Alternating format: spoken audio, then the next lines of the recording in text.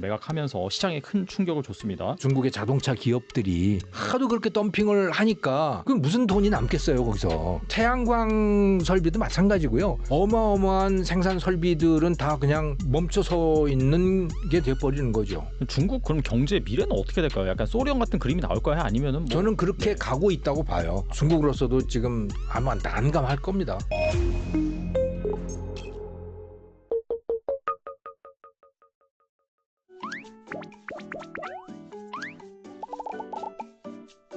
그리고 델, 마이크론, IBM, 마이크로소프트 등 미국 IT 대기업들이 줄줄이 중국에서 철수하거나 사업을 대폭 축소하고 있습니다. 일본 유통 대기업 이온마저도 베이징 마지막 쇼핑몰을 폐쇄를 했는데 이처럼 글로벌 기업들이 잇따라 탈중국 행렬에 합류하는 가장 큰 배경은 무엇일까요? 중국에서 비즈니스 하기가 무서운 거죠. 무섭고 또 중국도 스스로 자급자족을 지향하고 있습니다. 사실은 2013년 그 중국 제조 2025라고 하는 것을 선언을 했을 때 그때부터 자급자족으로 간 거예요, 중국은. 그래서 쌍순환 경제라고 하는 거를 선언을 했잖아요. 네. 그러니까 그 전에는 단일 순환 경제였어요. 그러니까 전 세계에 포괄된 글로벌 서플라이 체인의 일부로서의 중국이 존재하고 있었던 겁니다. 근데 쌍순환 경제라고 하는 것을 선언을 하면서 중국 자체 자급자족망을 만들겠다라고 한 거예요. 한편으로는 수출하고 한편으로는 자급자족망을 한다. 거기에 굉장히 많은 공을 들였고 그리고 일반 국민들 또 이 학생들에게 애국주의 교육을 굉장히 많이 시켰죠. 그래서 국산품 애용 이런 걸 하는 거예요. 그러니까 외국 제품 잘 안 삽니다, 이제.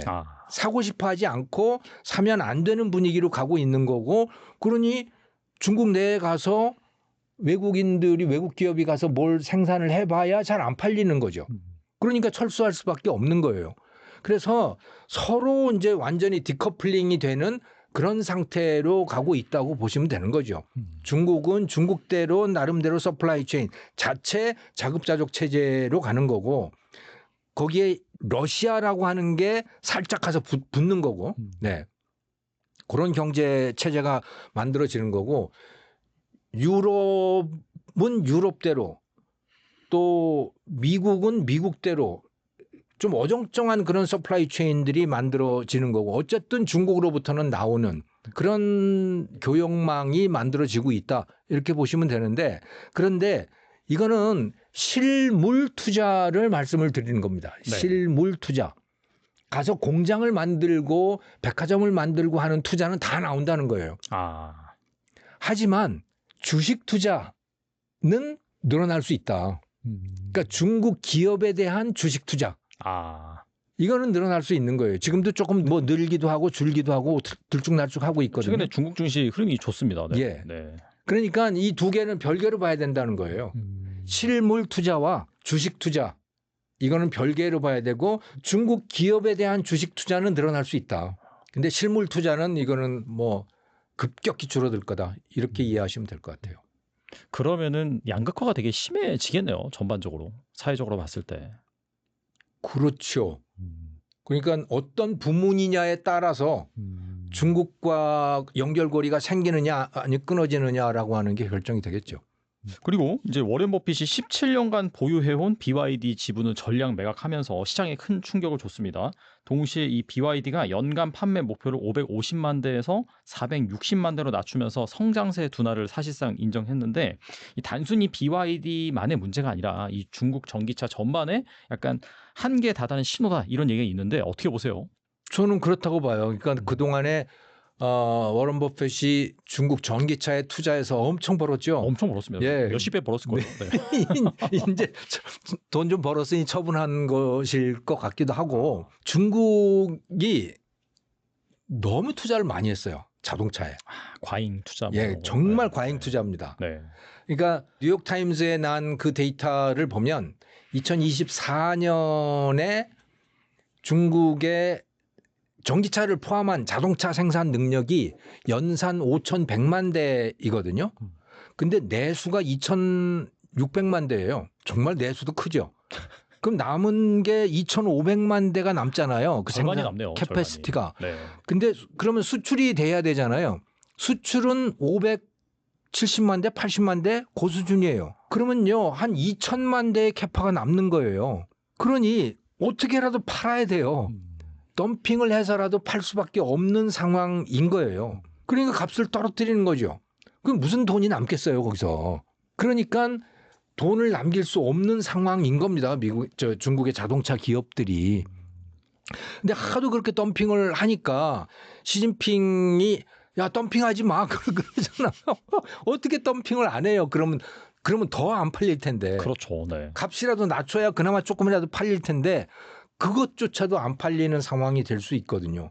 그러면 그 어마어마한 생산 설비들은 다 그냥 멈춰서 있는 게 돼버리는 거죠. 지금 중국이 그런 상황이에요. 그건 태양광 설비도 마찬가지고요. 태양광도 전 세계가 흡수할 수 있는, 구매할 수 있는 태양광 설비의 3배를 더 갖고 있다고 그러죠. 중국이. 그러니까 어떻게 저런 투자를 하지?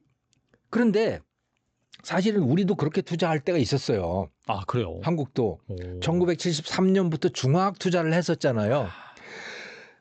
정말 지금 우리가 중국을 바라보는 식으로 생각을 하면요. 정말 미친 짓을 한 거예요. 한국에서 배 몇 대 소모할 수 있겠습니까? 유조선을 한국이 몇 대를 운영을 할 수가 있겠냐. 한 대도 못 하던 시절이었어요. 그런데 유조선 막 5대, 6대씩 만드는 캐파를 만들어 놓은 거 아닙니까? 우리는 근데 그걸 수출을 했어요. 그건 철강도 마찬가지고 뭐 어마어마하게 엄청난 과잉 투자를 했는데 그래서 손가락질도 많이 받았죠. 우리는 근데 그걸 수출을 한 거예요.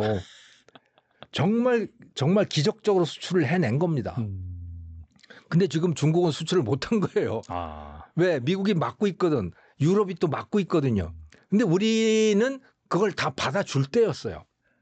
미국과 일본과 유럽이 우리의 캐파를 받아줄 수 있는 때에 투자를 했던 거고 중국은 지금 그렇게 해줄 거라고 기대를 했는데 완전히 상황이 달라져 버린 거예요. 지금 디커플링을 하는 상황이 돼버린 거죠. 중국 기업들은 돈을 남길 수 없는 상황이 된 겁니다. 수출은 해도 돈은 안 남는다. 밀어내기 수출이고 그런 거죠. 최근에 보면 로봇도 엄청나게 또 보조금 주고 막 자기네끼리 경쟁하면서 막 키우잖아요. 네. 로봇도 이 전기차랑 나중에 비슷하게 된다고 똑같이 될 거라고 봐요, 저는. 똑같이 될 거라고 봅니다. 그러니까 이게 다 사실은 생각해 보면 전쟁을 하기 위한 산업들이에요. 우리나라 중화학 투자도 다 전쟁 산업이었거든요, 그게. 그냥 무기 공장만 만들면 돈도 너무 많이 들고 이게 지속 가능하지도 않고 그러기 때문에 철강 공장 만들고 기계 뭐 창원 그 한라중공업 뭐 이런 것들 투자하고 하는 게 다 70%는 민수고 30%는 무기였어요. 지금 중국이 똑같이 하고 있는 거예요, 지금. 우리 걸 똑같이 흉내내고 있는 그런 상황이거든요. 그런데 지금 중국은 우리하고 달리 디커플링이 이루어지고 있는 거예요. 그런 때를 만나버린 겁니다. 그러니까 뭐 중국으로서도 지금 아마 난감할 겁니다. 그러니까 한편으로는 로봇들이 엄청나게 발전을 하는데 한편으로는 쓸 데가 없죠, 그거. 그렇죠. 네. 어디다가 쓸 거예요, 그거를. 자기들끼리 뭐 그저 발차기 하고 뭐 그러는 컨테스트는 할 수 있지만 그걸 어디다 갖다 쓸 거예요. 아이러니하게 이제 그런 것들이 워낙 발달하고 보니까 중국에는 이 검은 공장 아예 불을 꺼놓고 로봇들끼리 일하니까 사람이 필요 없으니까 불도 다 꺼놓고 하는 그런 공장도 되게 많다 그러고 그것 때문에 또 실업률은 특히나 청년 실업률 같은 경우에는 너무나 높아가지고 산정 방식을 바꿨는데도 또다시 높아져가지고 또 문제가 되고 있다는데 아니 인력이 남아서 저렇게 다 실업자고 특히 농촌 같은 데는 그게 실업에 잡히지도 않는 실업자들이잖아요. 다 농촌에. 네. 농촌에 있는 사람들이 뭐 7억 뭐 이렇게 되지 않습니까? 그 사람들 다 농민공이고 다 그랬던 사람들이잖아요. 그 사람들 실질적인 실업자인데 그 사람들 데려다가 사실은 공장에다가 써야 되는 거예요. 제대로 된 경제정책이라면. 그렇죠. 근데 한편으로는 로봇들이 다 공장에서 일하고 한편으로는 실업자고 이런 거죠. 그러면 그 경제는 이게 제대로 가는 경제가 아닌 거예요. 한마디로 세계 패권을 잡기 위한 경제. 거고 전쟁을 위한 경제인 거고 미국과의 대결을 위한 경제인 거고 그런 게 되어버린 거죠. 네. 근데 계속해서 이제 말씀을 또 나누다 보니까 예전에 소련이 생각나긴 하거든요. 소련도 사실 미국과 그 패권 경쟁을 위해서 과학기술이나 이런 데 엄청나게 투자를 했는데 결국에는 이 경제가 붕괴돼가지고 한순간에 몰락을 했는데 그렇죠. 네. 그러니까 한편으로는 어마어마하게 과학이 발달해 있지요. 그런데 또 한편으로는 그 과학을 쓸 데가 아무 데도 없는 거예요. 그게 일반 민간 인민들의 삶과는 아무 관계가 없어서 생필품 하나 사려면 2시간씩 그 국영상점 앞에 가서 줄을 서 있어야 되는 그런 상황이 바로 소련이었거든요. 네. 그럼에도 불구하고 소련은 금융위기가 나지 않았어요. 왜? 금융이 없으니까. 중국도 마찬가지예요. 아. 금융위기 나지 않아요. 그 중국에 금융위기 온다 이런 건 다 거짓말이에요. 그럴 수 없어요. 왜? 금융을 정부가 다 통제를 하고 있는데 거기 위기가 올 이유가 없잖아요. 다 국영은행이 다 그 돈을 컨트롤하고 있고 있는데 뭐 연쇄 부도가 나면 금융위기가 오잖아요. 중국은 연쇄 부도가 올 이유가 없어요. 국영은행이 부도를 안 내면 그만이에요. 그 대출금 상환 만기가 돌아와도 그냥 연장해주면 그만인 거죠. 그런데 다만 부동산 개발 회사들 이런 거는 작정을 하고 부도를 냈던 것이고요. 아. 제조업 기업들은 부도를 내지 않습니다, 지금. 좀비 기업 엄청나게 있겠네요, 지금. 그렇죠. 그래서 그 통계를 어느 정도나 믿어야 될지 알 수가 없지만 아무튼 적자를 보고 있는 기업들의 비율이라고 하는 통계가 있기는 해요. 그게 25%를 넘어서 27%뭐 이렇게까지 올라가 있어요. 저는 훨씬 더 많을 거라고 봐요. 중국 그럼 경제 미래는 어떻게 될까요? 약간 소련 같은 그림이 나올까요? 아니면은 뭐 저는 그렇게 네. 가고 있다고 봐요. 아. 그런데 네. 그것 때문에 붕괴되지는 않는다고 봅니다. 그러니까 정권이 막 전복이 된다든지 그럴 가능성은 좀 낮다. 예. 그러니까 소련도 생각을 해보면 옐친이 쿠데타 일으켜서 그렇게 됐잖아요.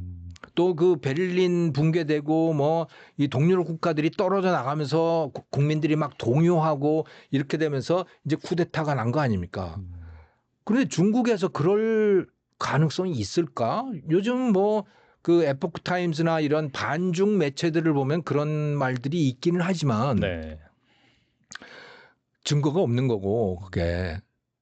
그리고 중국이라는 나라의 이 감시망이 워낙 강력하기 때문에 AI가 중국의 안면인식 기술은 AI 안면인식 기술은 미국보다 훨씬 좋잖아요. 인권 뭐 개인정보 이런 게 없으니까 다 그렇죠. 그냥 갖다 쓴다고 하더라고요. 어마어마한 데이터를 가지고 AI를 훈련을 시키잖아요. 네.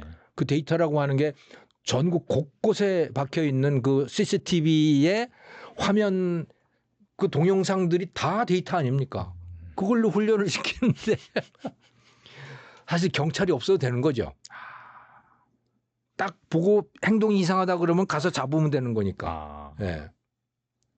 그걸 판단하는 거는 AI가 판단을 할 것이고. 그렇죠. 네. 예. 그러니까 중국은 무시무시한 체제가 작동을 하고 있는 겁니다. 생각을 해보면요. 이스라엘이 그 하마스라든가 또 이란하고 전쟁을 할 때 그 정말 기가 막히게 타겟을 정해서 그 조준해서 죽이잖아요. 그러니까요. 딱 요주 인물만 핵심 인물. 네, 그게 AI 아닙니까? 중국은 더 발달했을걸요, 그거? 얼마나 데이터가 많아요. 그니 훈련을 얼마나 잘 시켰겠어요. 그냥 조금만 행동 거지가 이상해도 길거리에만 나오면 잡힌다. 집에까지는 그렇게 안 돼 있겠지만 가정에까지는 네. 거리에만 나오면 잡힌다.